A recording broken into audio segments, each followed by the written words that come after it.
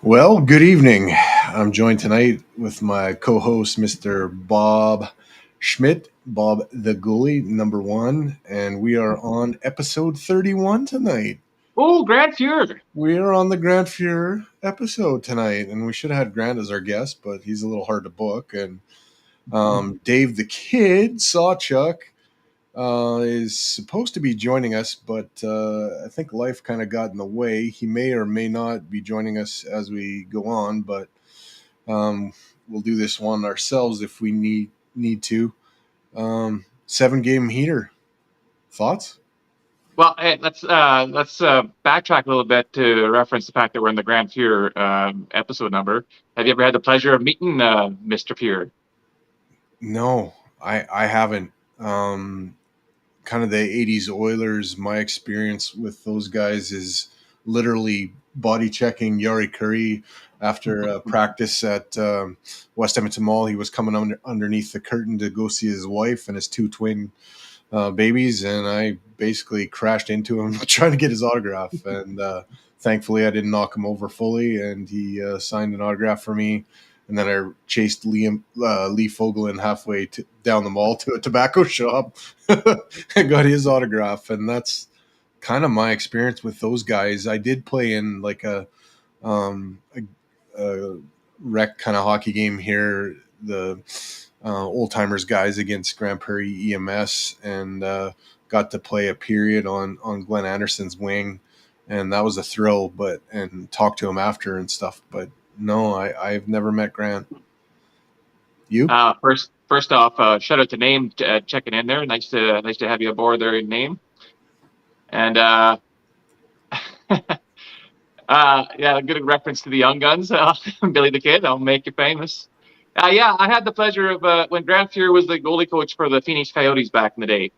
Through a connection I had from a guy who grew up playing hockey with Shane Doan, and there was for a couple seasons here, whenever Phoenix came to town, my buddy Jason, that he was able to get 4 tickets to the games, and we'd get to come to the morning skate. So Fuhrer was our goalie coach at that time, and so I knew there was a good chance of meeting him. So I bought a brand new Oilers jersey just in case I'd be able to meet him and have him sign it. And it's one of the first times in my life where I was just totally starstruck, because I was, 80s Oilers. That's my era. I remember all those championships well. Grant Fuhrer, one of my heroes, and honestly, I was almost frozen. He came over because we met Shane first, who was so super classy, and then Fuhrer came over, and I shook his hand, and I did everything in my power not to dry hump his leg. I was just so excited to see him. It was amazing. He was so classy. I've gotten to meet him one other time since. I got him to sign my old goalie pads and that sort of stuff, and I've had a couple interactions with him on Twitter as well, and just really nice and very down to earth. That was pretty cool. So almost hump his leg. Does that mean you piddled after, or? What happened after will remain my secret. All right, and then it'll go out in the airwaves. So.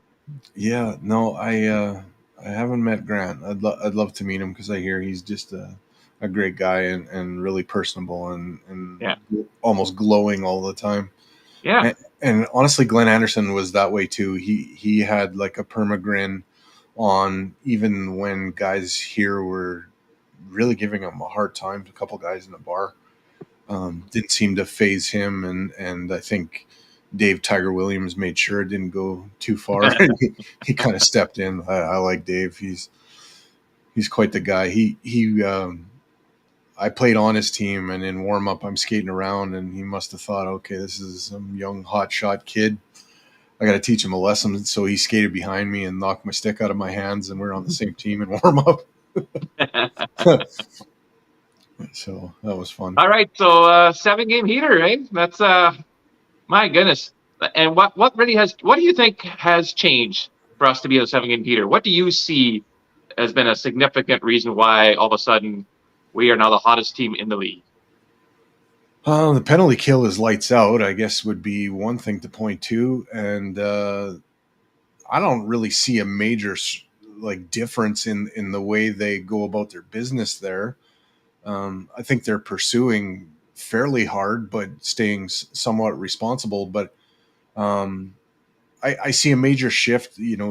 Some stranger puts on the chats there defense. I think it's more than just the defenseman, though. I think we're defending as five. Yeah, we're making it hard for other teams to get through us. Like they're defending in layers now. You have to get by the forwards, and then you have to get by the defense, and then you have to get by the goalie. It sounds simple, but we weren't doing that at the start of the year. There was too much separation between the forwards and the defense, and I think that's been a major change. I like the way we defend in the neutral zone, and I like the responsibility. Forwards are looking to see if there's people behind them to cover. If there isn't, they're backing up their D if they're pinching. That's been a change. I think too, once we retrieve pucks, guys aren't leaking out to the far blue line all the time and expecting that, home run pass. You see a lot of 5 and 6 foot passes to get out of their own end. I mean, Rashad will bring up, they're using the middle of the ice to break out. It's not everything's up on the wall. I think that's been a factor too, but, and guys are making plays now. It's not often where you see us icing the puck because we can't make an outlet pass. That used to be a common theme. I mean, Nurse used to be guilty of about 5 or 6 of those a game. You might see him do it once, but that's about it. Like, it's not multiple times in a game. The passes are on people's sticks and they're getting out. Their breakouts are clean, and I think that's been a major difference. I mean, Connor being healthy kind of helps everything. I think they've learned too, like a lot of the cute little seam passes that they were making, the last couple of years. I've seen that go away a little bit, and instead of trying to, really seam teams, now they're just trying to get them moving, and you see passes like from Bouchard to Draisaitl, not from McDavid on the far left all the way over to the far right. Those are more rare still. You don't see the big, long, cross ice passes on the power play. You see 10 to 15 foot crisp, quick passes, and I think that's working for them. I mean, Draisaitl is still hitting his spot from the spot now, and like before, I was saying he couldn't hit the net. Well, he's hitting the net now. I think he, whatever was ailing him is back. He's healthy again, and I think one of the changes is just not trying to force the issue as much and just taking what's there and making the best of it. I think that's a key word you use there, not forcing it. And I 100% agree with you about the defensive game. And I wouldn't be surprised if some stranger that's what he was alluding to, is kind of more the team defense as opposed to the defenseman. Because I see that as well. I see we just have more depth defensively from all 5 guys on the ice. And like you say, that they gotta come through layers to get towards our net now. I think Knobloch, I'll give him a lot of credit here. I think he simplified a lot of things, and just to get these guys to reset and regroup and start building some confidence. If you keep things simple and you do those things over and over again, you start getting that confidence of, okay, we're back. We found our game, we found our swagger. Let's play some Oiler hockey. And I think that's the biggest thing I've seen is now that we play with so much confidence. And again, just as you alluded to, there's a lot of these little 5-6 foot passes that they're making, a lot more than they did before. And then they'll throw in one of those long bombs, like Nurse up to News in the middle, and such like when the other team isn't quite expecting it as often as they were before, or those cross ice passes that you were alluding to earlier as well, catching them off guard a bit and just showing off our skill level again. It kind of goes unnoticed because of the guy that it went to, but I thought like Nurse yesterday, he made a beautiful skip pass off the wall up to Draisaitl, and Draisaitl gave that backhand sauce, patented pass that he does over to Kane. Kane didn't cash in on the play, but that whole sequence was marvelous. And then Nurse follows it up later in the game with that body check where he sent where he sent the guy flying, and Jack Michaels wanted to proclaim that as the hit of the game. It probably was, but McDavid's hit in the third period there too. That one where he sent the guy flying. I forget who. I think it ended up being Kane that, like he sent the guy in all. Hyman and Kane went basically in all alone, all because of that hit.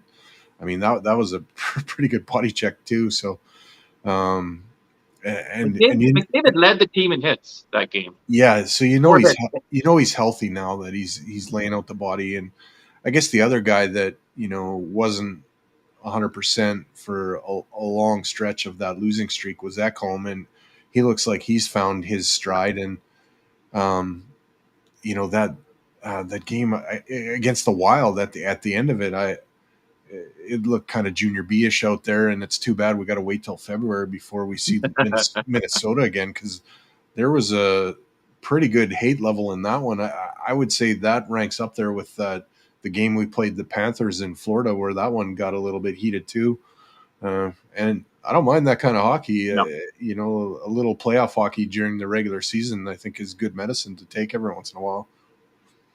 And we tend to play good in those situations. I think we have the guys that can feed off that. I mean, yeah, the Florida one, we lost that one, but like Minnesota, we were we were just on par. And yeah, we only won by one, but I think the guys kind of just fed off kind of that physicality. And like you say, you play some playoff hockey. We're gonna have to play playoff hockey the rest of the way, because we laid such an egg the first 20 games that we need to be playing that style in order to get our swagger and to be playoff ready when the time comes. Pretty much, yeah. No, probably got to play 600 or 650 hockey the rest of the way to get to where we want to go. Well, 7 straight wins sure is a nice step in the right direction to do that. Yeah. I think at the start of today, I'm not sure where it is now, but they were 3 points back of a wild card spot with a couple games in hand. Coming off that week off, and give them credit. I mean, they didn't let the week off distinguish the fire they were on before they went into the break, and they've kept it up. So tomorrow it's Connor versus Connor, and I was surprised, and I think maybe it was a bit of knob-block gamesmanship for the first time. They didn't, like, Stauffer didn't announce who the Oilers were starting, I think, until about an hour and a half before the puck drop. So that took me by surprise. Were you surprised that Pickard got the call yesterday? I expect him to get the call either yesterday or the next one. So no, I wasn't that surprised. I was actually kind of a bit relieved, because we need to get Pickard in there, and like Stewart needs a rest. And I know we had that long break, so I understood why Stewart picked up the first few games after the break. But we're gonna need this, and I was so happy to see the game that Pickard had, because one thing that did, it kind of silenced all the calling up Campbell talk now for a while. I want Campbell to be called up. I do want Campbell to get another chance, and before we give up on him. But I don't think he's ready yet. Like he had 3 shitty games, and then he put 2 great games together, and now his last 3 have been, well, he's won the last 3, but they've been so-so games or anything. He hasn't really played the best. Yeah. I think we still need him to keep working on that confidence, working on his game. If Pickard can do this, what he did the other game, I hope that instilled some more confidence from Knobloch to put him in quicker, as opposed to every 7 games. Like, give him 1 every 4 games for a bit here, and he definitely deserves at least 1 more start before we send him back down, for sure. Yeah, some strangers asking, should we start Pickard tomorrow?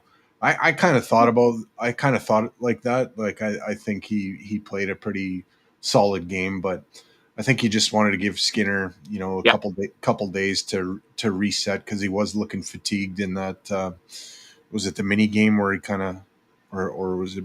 Yeah, I think it was the mini game where they didn't get a lot of shots, yeah, but they were right in that game.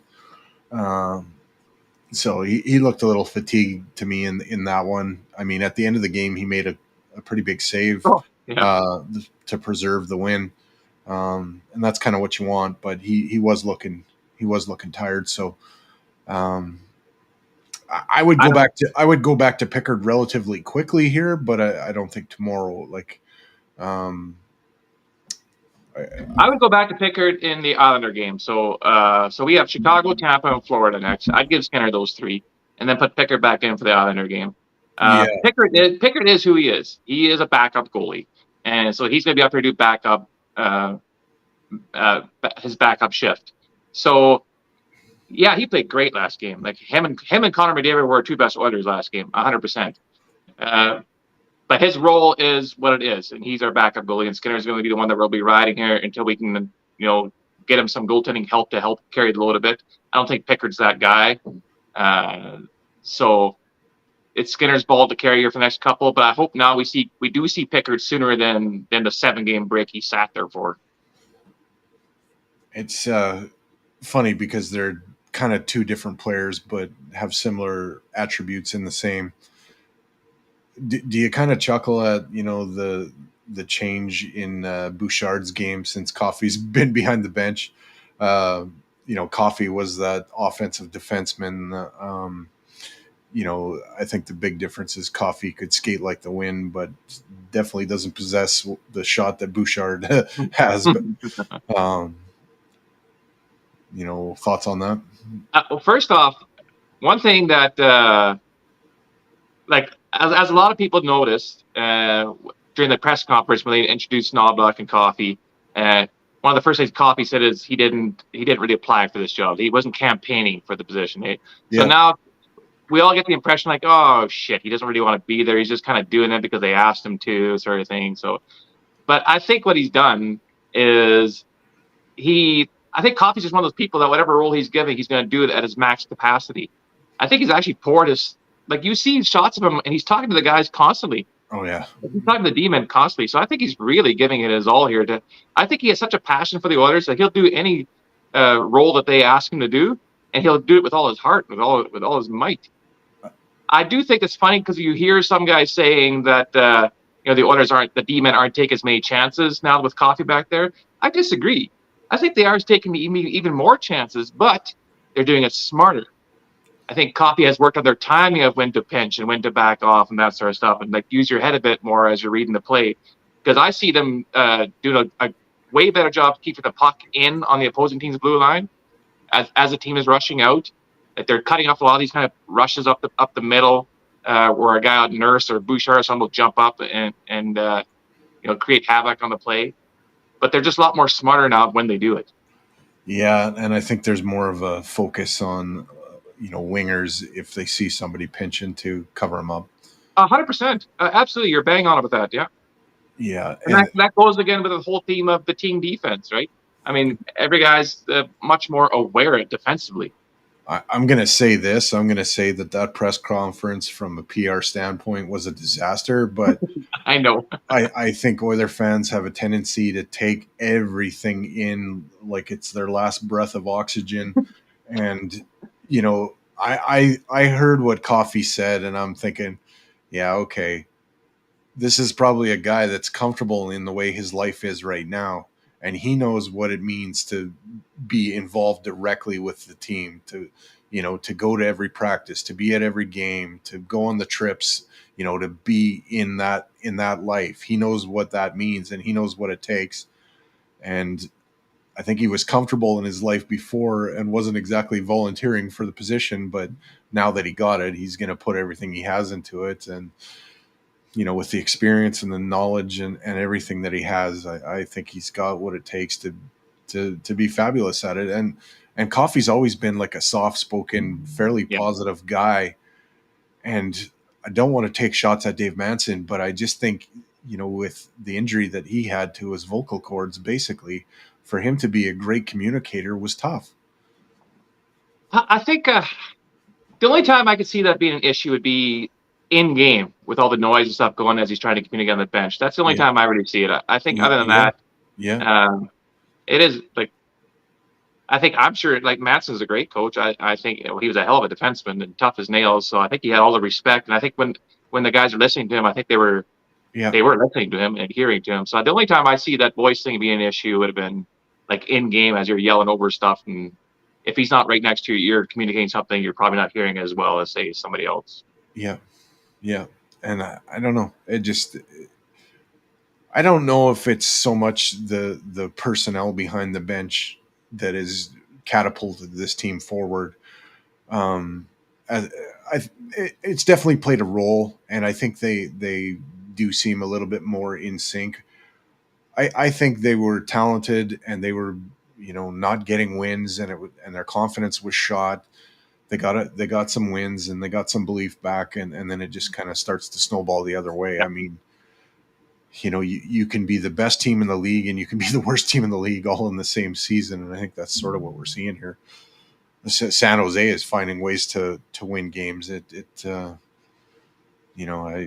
think the margin between winning and losing in the NHL is really, really, really close. Well, I watched that San Jose Vegas game yesterday, and they were actually outplaying Vegas. They did.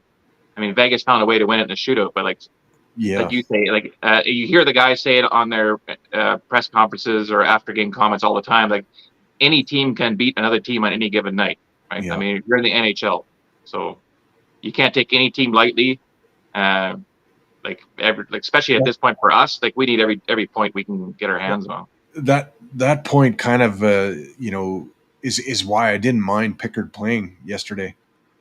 I think Skinner was showing signs of being fatigued against Minnesota, so get him out, get him a rest, because then you get into a situation where if they didn't win yesterday, and then Pickard's the starter against the Hawks, and then you don't win that one, you start second guessing everything. So throw him in there, give him a game. He stood on his head. He played really well, and then Skinner should be refreshed and ready to go against Chicago, and the team shouldn't be taking it lightly because you're not just throwing the backup in there, so. And interesting stat though. I don't know if it had to do with the fact that our backup was in or anything like that, but the Oilers actually blocked as many shots as Skinner Pickard saved for the most. Really? I think the numbers were pretty close overall. Really? Yeah. So you're telling me we basically got dominated? No, I don't think so, because I'm sure. No, because you go by flow of play as well, right? So, I think we were in control of that game. It's funny though. Pickard made some big saves though too.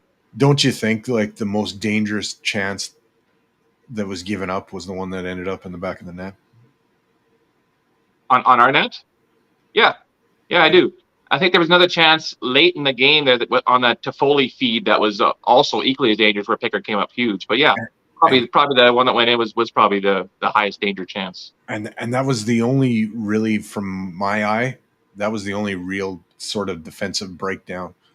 And it was only a breakdown for about a second. Like it didn't take long for them to convert on a little bit of a coverage malfunction. But and that's the league, right? That's how the NHL is. I mean, teams will make you pay for mistakes. And going back, I don't know, 3-4 games, really, to me, that's the only coverage issue I think we've had in 3 or 4 games. We're playing pretty good hockey right now, like sound hockey.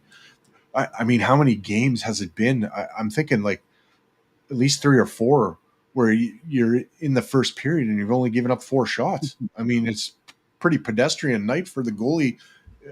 For us in the first periods, like we're playing lights out first periods. Yeah, we are. And I think on our 7-game win streak right now, what are we outscoring the team? Like 35-13 or something like that? Like something astronomical. Like we are dominating right now in 7 games. We are the hottest team in the league, bar none. So and we're this hot with the 2 best players on your team. Like, man, the the danger. Like every team that's facing us right now, they just got to be. Oh, this is a bad time to be facing the Oilers. Yeah, and Draisaitl's not really going yet. Like he's doing his thing on the power play, but at 5-on-5, he's not really going yet. Like and part of it's Connor Brown snake bit and whatever. I think it's going to start to happen for that guy though. Like that, the goal that kind of got taken away because Kane was wandering around on goalie's pad, Schmidt's pad. He's been around it. He's hit a few posts and he's been in the right spots. And I think he's finally getting up to game speed coming off the injury that he had. It couldn't have been easy. Okay. So they preach patience with Connor Brown right from the beginning, especially after the big surgery. He came back sort of thing, right? It's patience. It's now been 19 games for Connor Brown because he missed a couple. And so he's played 19 games now. He has 1 assist. And the majority of this time, he's been playing in the top 6. You look at a guy like Sam Gagner, who also came out of major surgery, and so there should be a patience element with him as well. He plays, maybe 3/4 of the minutes that Connor Brown's playing, and he's doing a lot more damage. So I want Connor Brown to succeed. But at this point, you're at the 20-game mark, playing top 6 for the most part, and you have 1 assist. I think he's a very effective bottom 6 player. Like he is doing a great job on the penalty kill. His defensive game is as good as anybody in the league, really. Tell you the truth, he actually reminds you quite a bit of Mark Stone, the way he plays defensively as a forward. And Stone's a very, he's had some Selke votes before. So that's great from a bottom 6. But if you're in the top 6, we need production. Yeah, no, it needs to start happening for sure. I think he's close. I think he's obviously he's close. He scored, yeah. So that's close, but got waved off. So yeah, in the end, statistically, I see him being sniffing around the edges, and it's going to start to happen for him. I think Dave. He also had 1 shot last game.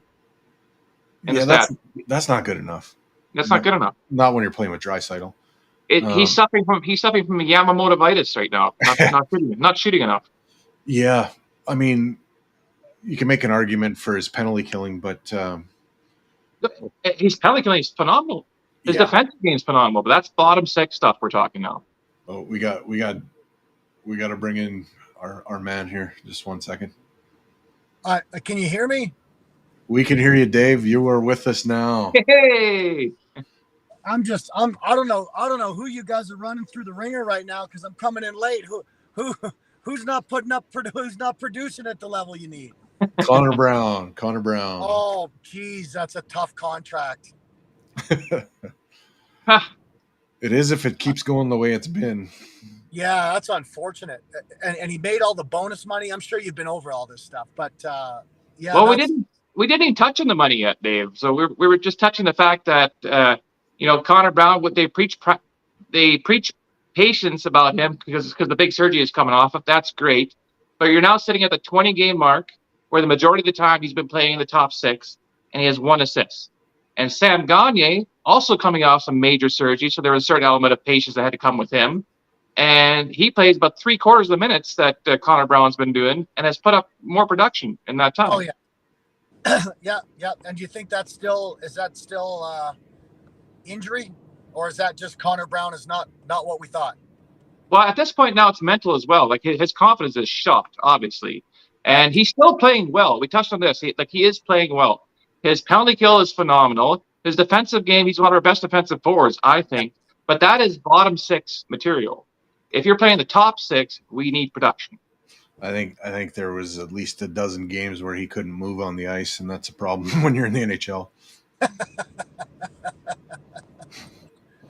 I think he's there with the speed of the game. I think he's keeping up with his line mates and stuff. He's just had offensive instincts just aren't like even last game he had 1 shot. You're in the top 6 and you had 1 shot on net. Yeah, right. He's keeping up now, but he wasn't for a long time. Well, we're stuck with him, so yeah, we are. So we got to hope for the best. Well, I mean, you just hope that the body will come around, that the mind and the confidence will catch up, and hopefully the new coaching staff can, they're doing something right. They've won a bunch of games in a row, so confidence is big, and hopefully the new coaching staff can get some of that into him. I'm gonna hope that he's got a touch better hands than Warren Fogle, but to me right now they're kind of similar players. Right. I will say that I think the more input that Mark Stewart's been getting, I think that's actually been a bigger change for the Oilers than the actual head coaching change. Like our penalty kill right now is great.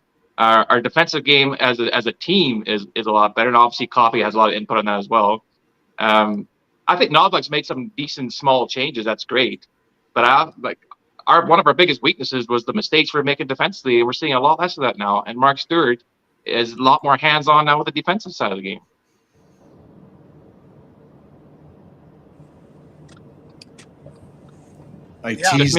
Just me? Yeah. I teased kind of in our intros the Dave the Kid Sawchuk, because that's what he sort of went by, or that's what Kevin Scott, our local DJ, when Dave started out at 97.7 Rock FM. That's the moniker I guess he picked up. I'm not sure if we're allowed to call you that still, but I did it for our promos. You can call me anything you want. Just call me. What? I've forgotten what is the actual relationship to Terry. So Terry Sawchuk is my grandfather's cousin. Okay, that's what it is. Yeah, his family came. Same time my grandfather's family came. The difference was my grandfather's family had some education, so they settled in Toronto, where Terry's brother actually went on for years to be the team's pharmacist. This was before there were team doctors. He had a house across the street from Maple Leaf Gardens, and if someone got dinged up during the game, he would put his tee off and he would walk across the street and stitch a guy up. Terry became Terry Sawchuk, and really very little interaction with our side of the family, despite the fact that he was sort of a second cousin to my grandfather. Right. Did you have any interaction with him at all? None. Absolutely. None. Only people who would have. Family would cry because that end of the family never came west. They didn't come west to the Great Lakes. Right. None of them. They just didn't. Whereas my grandfather's side did. They came west. That's where the free land was, and that's what it became. But in those days there was no airplanes. People weren't really flying around to see each other. So it was all sort of second and third hand where I heard the stories and saw some of the memorabilia and that sort of thing.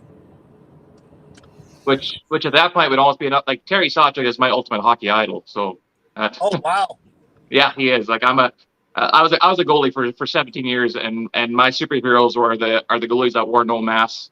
And like just a little while ago here, about a month ago, I got to meet Glenn Hall finally. He was on my bucket list, and I met Johnny Ballard probably about 15 years ago.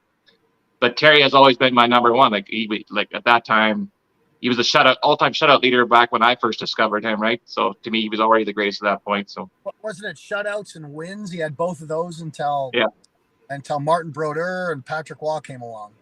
Yeah, but he did it with smaller. Like their seasons weren't as long, right? So and he did it. Oh, that's true. And he got a lot of those with no mask. That's ridiculous. That wasn't even a thing. Yeah, thankfully the guys couldn't shoot it like they can now, but still, you needed a little bit crazy. Goalies need to be a little bit crazy, but I think in those days you need to be a lot crazy. There you go.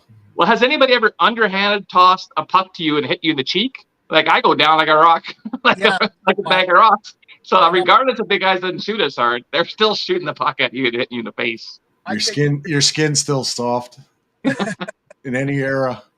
I take a beer league slap shot off the shin pads and I go down. I mean, no, I don't get it. There's a love and passion for the game there that is almost masochistic. Whatever it is, like you want pain and suffering. Yeah. But that's another breed of player, another breed of person that is fun to talk about and fun to remember. That's for sure. Yeah, Gump Worsley's got to be up there for me for pain tolerance. That guy. Gumper. Well, anybody back then, Yeah. like Terry wore his same upper body combo for his whole career. Like, it's in the Hall of Fame there, and you see that thing, and I see defensemen nowadays that wear bigger stuff than that. Oh yeah, yeah. These guys, even if you look at the pictures, the nets look like soccer nets. And you go, where's the person? Like, same size nets. They're just, people were smaller, the equipment was lesser, and you know, you were relying on a lot of wool and woolen padding to save your life. Yeah, that's ridiculous. I couldn't, like I said, I just met Glenn Hall not that long ago, and actually his hero was Terry Sawchuk. So it was kind of weird how he got to, that Glenn Hall's break was when Terry Sawchuk got hurt. So Glenn got called up then for Detroit. Oh, I didn't know. Yeah, I asked him, every goalie I come in contact with, I asked him who their hero was as well. And yeah, the first name he said was Terry Sawchuk. So. Glenn Hall's a sweetheart of a man too. He was amazing. Like, I was only supposed to meet him for 45 minutes, and he had me at his place for an hour and a half. It's like one of the best times of my life. So pretty cool. So, Dave, I actually lived in Grand Prairie for 21 years. So I heard you on the radio quite a bit. How'd you end up in GP to begin with? I went to a radio school, and part of the program is you do a practicum for 16 weeks. And I just was told that the right thing to do is to try to find a smaller market. Not that Grand Prairie is a small place; it was 50,000 people or whatever when I moved there, but it's smaller than Edmonton. And I called around and talked to some people, and I talked to the manager at the radio station in Grand Prairie, a gentleman by the name of Tom Bedore, and Tom said, "Yeah, I mean, if you come up here, we'll put you to work. I'll let you do all kinds of stuff." And he was really positive and showed belief in me, despite the fact he didn't know me. Mm-hmm. And I found a friend who I went to high school with, and her aunt and uncle lived in Grand Prairie. This is before the internet. I called them once and said, "Can I live in your basement?" And they said, "Yeah."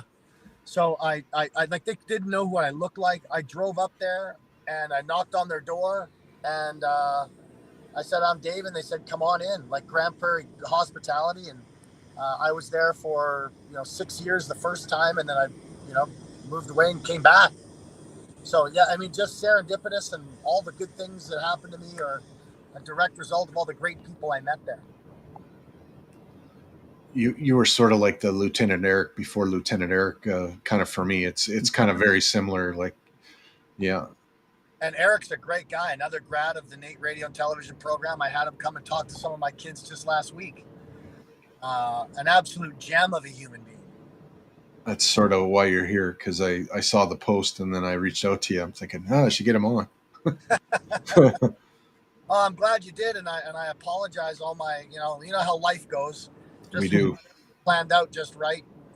Things start changing around, but I do appreciate you having me on, guys, and I'm sure you're just chomping at the bit on some real hockey content. What are you covering next?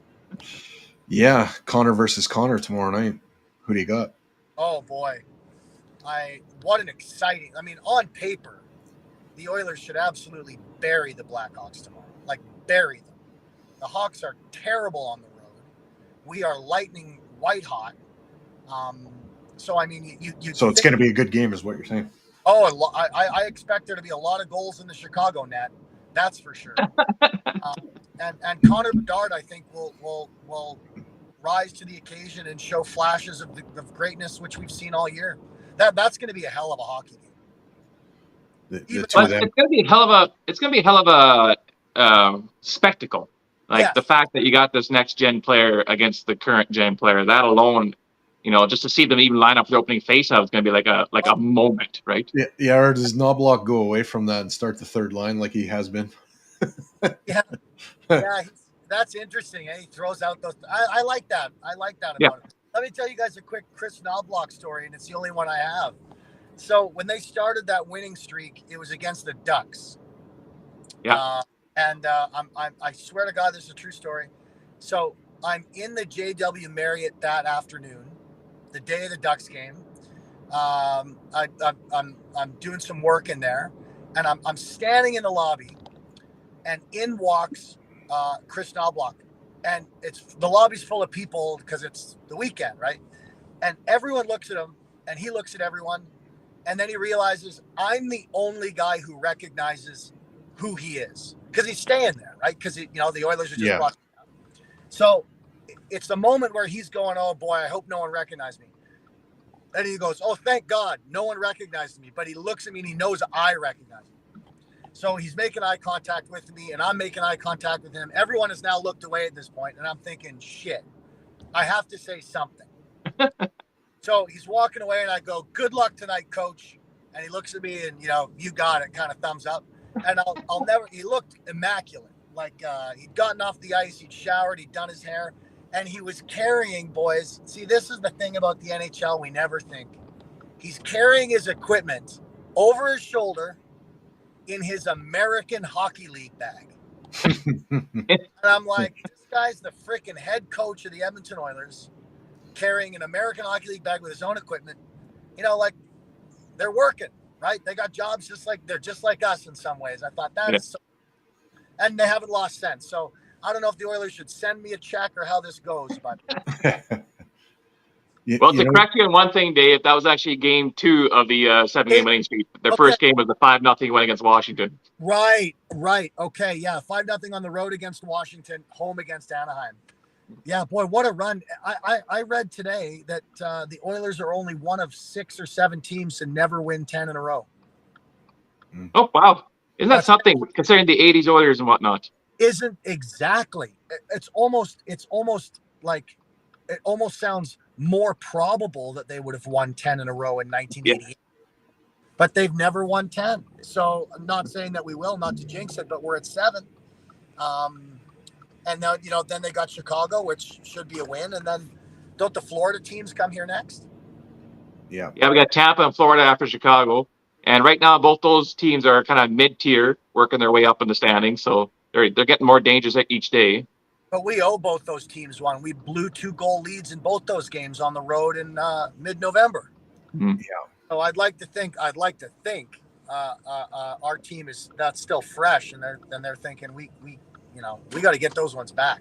Yeah, no, they played them well down there. They just didn't get it done, and then they kind of got schooled in Carolina until the third period, and that's kind of when their season turned around. That's true. Yeah. And looked great the other night against Carolina. So that's happening. Yeah. Yeah, and Brenda Moore thought that the Hurricanes were going to lose 50-0 in that game. He wasn't too happy on the bench. Man, that might have been the best in-game interview ever. Yeah, I totally agree. God, I love how close the media is getting to pro sports, and hockey's finally embracing it. I love it, and Brenda Moore, what a character. What a great, hockey could just sell if they could do more of that. Yeah, exactly. And I'm sure they don't want to do it on the bench, but they recognize, as a part of the league, they have to do these requirements and, make the most of it. And Brenda Moore, like you said, he's a quality individual. And he has the respect. He has the respect of everybody in the league. So when he says shit like this, it makes the rounds. Yeah. If you watched the game yesterday when somebody said "fuck sakes," and then Jack Michaels says our audio crew is picking up the intensity of the game. Yeah, it was priceless and it was hilarious. And then this Steve Lansky, this big mouth sports guy on Twitter, had to make a thing about it that you shouldn't do that. You shouldn't accentuate the profanity for the CRTC and all this shit. I'm thinking, you know what? That's hockey. That stuff happens, and anybody that watches it know that happens. So for him to make a joke about it and to make fun of it and not, I thought it was great. It just, people need to loosen up a little bit. Yeah, I'm a big Jack guy. I love Jack. I think I think he's the best, and it's a raw emotional game. And as long as you're not celebrating it, have some. No, he made a joke about it. I mean, yeah. And what are you going to do? What are you going to do? It's already been broadcasted, So, we lost Dave for a minute. Awesome. I think he's probably going into his house there to get set up. So if he comes back in, that's all good. Well, plus the league knew that when they were getting all these mics close to the game, that this is going to happen. So it's basically just collateral damage kind of thing, right? So it's going to happen unless they start doing time delays, which would be stupid for professional sports. Yeah. It's going to slip. There's no way you can't. nobody's in denial thinking that the hockey players don't swear on the ice. We're how many games in? 20 some odd. It's the second Yeah. time there's been something like this, and each time Jack's made a little bit of a joke about it. I got no problem with that. Like, if you got a problem with that, I don't know.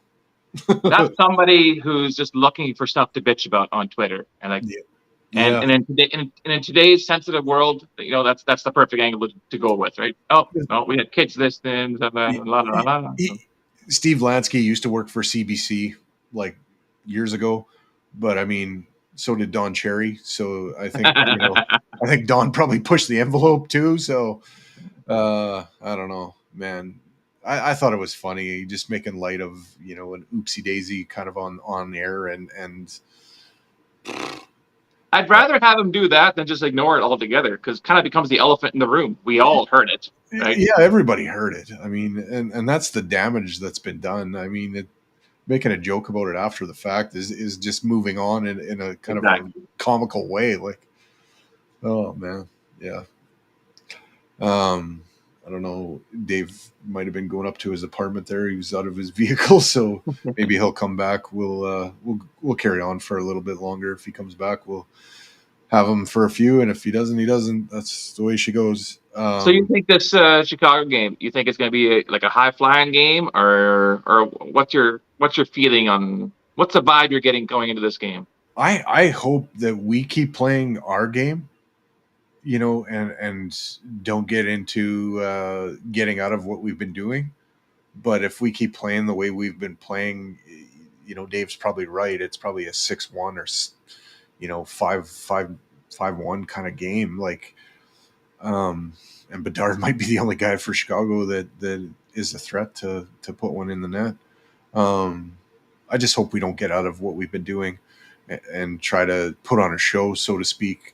I think the show has been playing sound, lights out, defensive minded hockey, but when the chances are there, we take them, and yeah.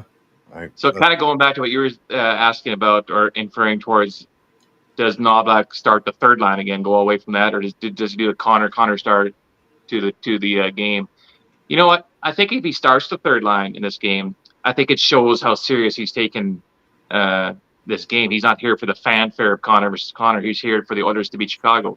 And, these boys have started the game nicely for us. So until they don't warrant getting that, unless it's a matchup thing where he wants Connor versus Connor. Yeah, don't get me wrong. I don't think starting McDavid is really ever a bad thing to do. But, no.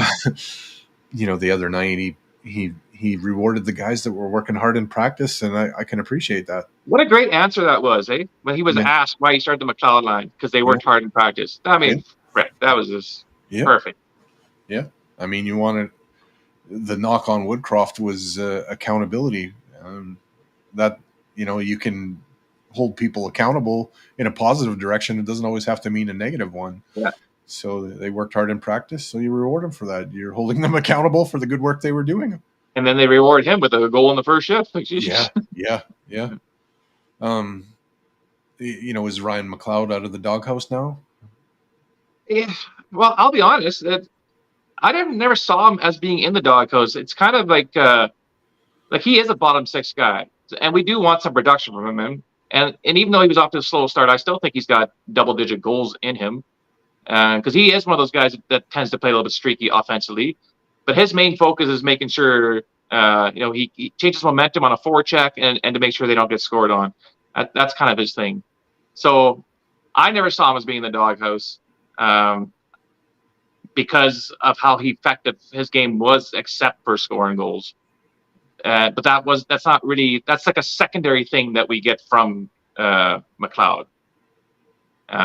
So the fact that he's getting rewarded with it now, that's great. That's fantastic. Thoughts on James Hamblin? I thought that's a effective bottom six guy too. Yeah, he is, right. He's been better than I expected, for sure. I thought he played really well this last game. His last 4 games before that were kind of like I'd call them like average games, where he wasn't great, but he wasn't shitty. He didn't cost us, but he didn't really contribute that much. But he does what is asked of him. And he's just also a guy that when they talk to him, he just seems like a genuinely like pro Oiler guy. Like he'll do anything for this team, whatever role he wants. And he's had moments of brilliance, and he's had a lot of moments of just average. But I don't think that's necessarily a bad thing being a fourth line player. Yeah. Yeah. And Adam Ernie, I wonder when he gets back in the lineup. I don't think it's right away. I think you keep running with what you've been doing because it's been working. I think you have to. Like I think you have to keep doing what you're doing, and nobody has played themselves out of the lineup, right? So I guess that is a question though. Sending Broberg down to Bako and calling up Gleason. I don't think you want Gleason sitting too long, so maybe you look at getting him into a game at some point here, but I don't think it's tomorrow. it won't be tomorrow. No, I doubt that very much. But then, so with our personnel on defense, and right from the beginning of the season, I've never had a problem with our personnel on defense. I like our defensemen. I like who we have. Our team defense was struggling, and our defensive core as a whole was struggling. But our personnel is there to be effective. Now, having said that, I also expected Broberg for this to be the season where he took that next step that we've been wanting him to be for so long. And I thought this was going to be his breakout year. Maybe get more playing time. He'd feeling that confidence. We see this Broberg that we've only read about in scouting reports, and maybe the odd shift here and there, right? Desharnais ended up outplaying him to get more ice time, and I like Desharnais, I really do, but I do see him more as a specialized D-man. I see him being like penalty kill is where he does his best work, and he is damn good on the penalty kill, 100%. He's not a guy that I personally and trust for 15 plus minutes 5-on-5. His foot speed still gets to him. Sometimes he gets lost in the speed of the game, even just in his positioning and in his reading of stuff. If we're gonna make a change on defense anywhere personnel wise, Desharnais be my pick as getting upgraded on, and that's coming from a guy who likes Desharnais. I really do like Desharnais. My issue with Vinny Desharnais is not the defending part. It's when he actually does get a puck on his stick. And if you notice, when it is on his stick, it isn't on there very long because it's a little bit of a grenade and a hot potato, and he wants to get it gone quickly, which for him is not a bad thing. But he does scare me a little bit if he tries to handle it a little bit longer than 10 seconds. That's my issue with him. Yeah, I mean, he can get turnstiled by shifty, fast players that are good with the puck. But like teams inside his blue line, though, I don't really have a problem with the guy. I worry about him at the far blue line and in the neutral zone and not having time to recover, or like I've said in the group chat, he's kind of like the Zdeno Chara 2.0. I mean, he's big, he's long, and it takes a lot to get around him and his stick. Once you buy him, though, you're on your way because he doesn't have the foot speed to recover. I think those are my issues with him. The big difference there is Chara was aware of his lack of foot speed, and he was such a smart player that he just figured out better angles that he could use to keep guys off their stride and stuff. And Vinny hasn't figured that out yet. Mind you, Vinny's still relatively young in his NHL career. I can't believe I'm going to say this, but I think Zdeno Chara was more agile. Yeah, no, he was. He was. Yeah. Well, he was a better athlete in general too. Like he always was at the top of all the physical training they were doing at the Boston camp in almost every aspect. And now you see him running marathons, so athletes. So going back a little bit on the Vinny Desharnais thing with him getting turnstile off now by some more skilled players. He's not just a player; it's also more skilled teams. So he's been really good these last three games. Last three games against New Jersey, Minnesota, Carolina. All these three teams are basically. Minnesota's a shitty team right now, but Carolina, New Jersey are kind of mid-tier teams right now with some top-tier potential. Yeah. But he struggled the 2 games before that, and that's Vegas and Winnipeg, and those 2 teams are top tier teams at the moment. And that's where he kind of gets exposed when he goes up against team skill, not necessarily just individual skill coming at him. Yeah, a couple of his reads in those kind of games start to get questionable. Yeah, because I think the speed of the game ratchets up, and so I don't know if his hockey IQ kind of functions at that speed. I worry about him more in the playoffs when every single shift, seems to matter that much more, and every single play, is magnified. I think it is good that most of the time when he's on the ice, Kulak's with him because Kulak can recover for him. He's a marvelous skater, and I think Kulak's starting to play more of a complementary role to him, much like Ekholm does to Bouchard or Nurse to Ceci. It's funny that way. We've kind of got 3 pairings that are have one guy that is more defensively responsible than the other, it seems like. And although Nurse and Ceci somewhat are similar in their offensive, wanting to go.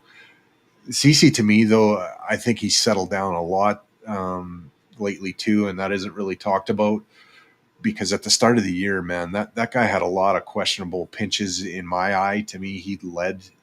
Everybody points to Bouchard and Nurse, but to me, Ceci was leading the pack for questionable pinches, and that's really stabilized. I think it happened a few games before the coaching change, but it's definitely evident now. I think that pairing doesn't get exposed on a nightly basis really at all. I don't think any pairing is really getting exposed on the ice. I think they all are holding their own, and it's a credit to them, and like I say, it's a credit to team defense because I think that has really turned a corner.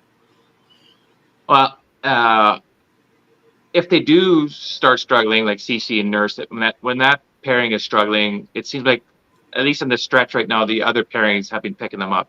So I actually thought against the Minnesota game and the Carolina game, I thought actually Ceci and Nurse were probably our weakest pairing, and that's not saying they were playing bad. They just they're supposed to be our number 1 pairing, and they weren't playing like it. But the other pairings all played really well.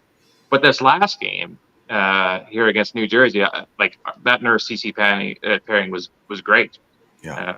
The game against Winnipeg and Vegas, like those big games like that, they were our best pairing. Yeah. So again, that's where the team defense comes in, right? So when those guys are struggling, the other guys will pick it up, and otherwise the Nurse and Ceci can carry their load. Yeah, I don't think we're going to catch Dave again, and we got about 2 more minutes before we'll pull the shoot on tonight. We'll have to get him back on because it seems like he'd be a good guest for sure. Yeah, he had a lot going on today. I appreciate him trying to. Yeah, that's good of him. So let's call the shots for tomorrow. What do you think? Yeah, I think they keep it going. I'm going to run with. You know what? Maybe I'll say 7-3. We're going to open it up as much as I don't want them to. Yeah, I do fear that. I do fear that because Chicago isn't like a very strong defensive team. I do fear that we're going to overdrive on the offense, maybe push things too much that we don't need to. But I'm going to be a bit conservative on my guess. I'm going to go with a 4-1 score. And I think maybe we'll focus on our defensive strengths and pop in our chances. But I like your score better because that means we're staying with what's been working more than mine. But I don't know. I think they'll get up and they'll smell blood and they'll kind of do what it takes to make sure they get the win. But then they might slack off and give a couple moldy ones to the Blackhawks. Moldy ones, that's true. Oh man, I'm gonna be in the city this weekend, and Saturday I'm actually gonna be in attendance for the Florida game. And whoa, yeah, depending on what happens, I might want to take you. I'm not sure. Oh, let me check my schedule here quick. Yes, I'm available. Yeah, very good. Yeah. Depends if somebody in this household ends up coming with me or not. But if not, then I will take you to a hockey game on Saturday night. All right. Yeah. We'll do a live show from the bleachers. No, that'd be too loud. Yeah. Next Monday, Tessa Bennett is going to come on, trying to increase that female demographic that gently has started to climb for us, but still having trouble with. And at some point, we'll revisit Dave, and then the Monday after that is actually Christmas Day, so I don't know if we'll do that, but we're trying to get an episode out at least once a week here for the rest of the year. So, well, I'm around all over the holidays. I'm actually on call for work, but it's usually pretty slow. So I'll try to just be milling about, catching up on some Netflix, watching hockey. Oh, World Juniors, watching World Juniors. World Juniors Boxing Day, yeah, that kicks off. I mean, I'm also a fan of the Spengler Cup. I watch that quite a bit too. So. Yeah, Dustin Nielsen will be calling some games over there again. Thanks everybody for watching on YouTube and Facebook and all of that. And on behalf of Bobby, myself, and Dave the Kid Sawchuk, keep your sticks on the ice, keep reaching for the stars, go Oilers go, and hopefully tomorrow we win the Battle of Z Connors. And now it's time for everybody's favorite cool down music. We'll see you again. Good night.